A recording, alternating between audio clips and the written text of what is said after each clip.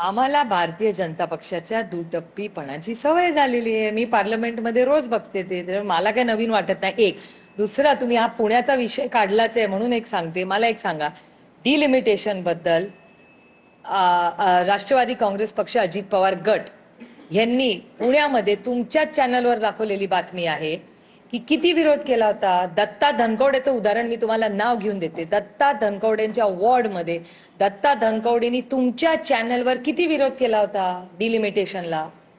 पुण्यामध्ये सगळ्यांचं म्हणणं होतं की पाहिजे तसे वॉर्ड ह्यांनी पाहिजे तसे फोडले, त्याला काही नियम कायदा लागू झालेला नाही, सगळे कोर्टात गेले, कुणाला न्याय मिळाला.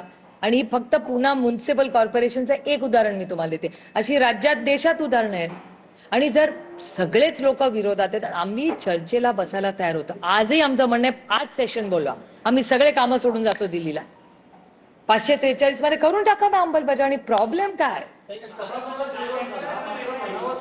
दक्षिणेकडच्या राज्यांनी विरोध केला किंवा स्टॅलिन यांच्यासारख्या नेत्यांनी, तसं महाराष्ट्रामध्ये प्रामुख्याने तसा विरोध दिसला नाही, सभागृहात झाला नाही. त्यांच्याकडे अहो पण त्यांच्याकडे इलेक्शन चालू आहे, माहोलच वेगळा आहे आपलं. आणि आम्हाला माहिती होतं ना डिलिमिटेशन पासच होणार नाही.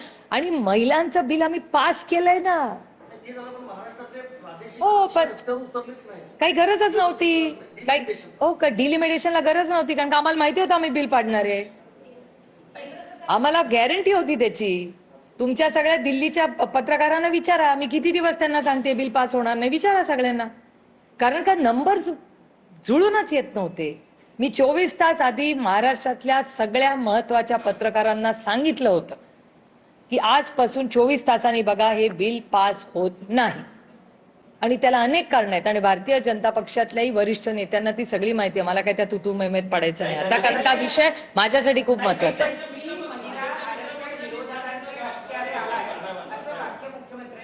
काय काय काय विरोधक हे महिला आरक्षण विधेयकाचे हत्यारे आहेत. हा आदरणीय माननीय प्रधानमंत्र्यांचा शब्द आहे. परवा माननीय आदरणीय प्रधानमंत्री हे बोलले, कदाचित तोच कोट माननीय मुख्यमंत्र्यांनी केला असेल. लोकशाही आहे यार, दिल बडा रखो.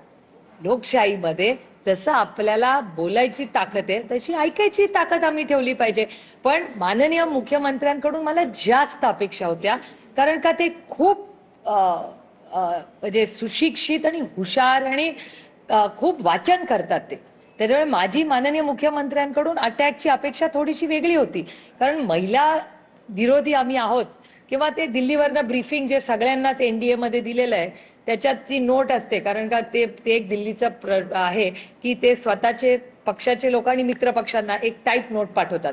सगळ्यांची भाषणं त्याच फॉर्मॅटमध्ये आहे, एका सुरात, एका स्वरात, एका शब्दात ते सगळे बोलतात. त्यामुळे कदाचित, कारण का मला देवेंद्रजी खूप अभ्यासू नेतृत्व आहे हे मला माहिती आहे. त्याच्यामुळे महिला आरक्षणाचं बिल हे 23 मध्ये पास झालंय हे देवेंद्रजींना 2000% माहिती आहे.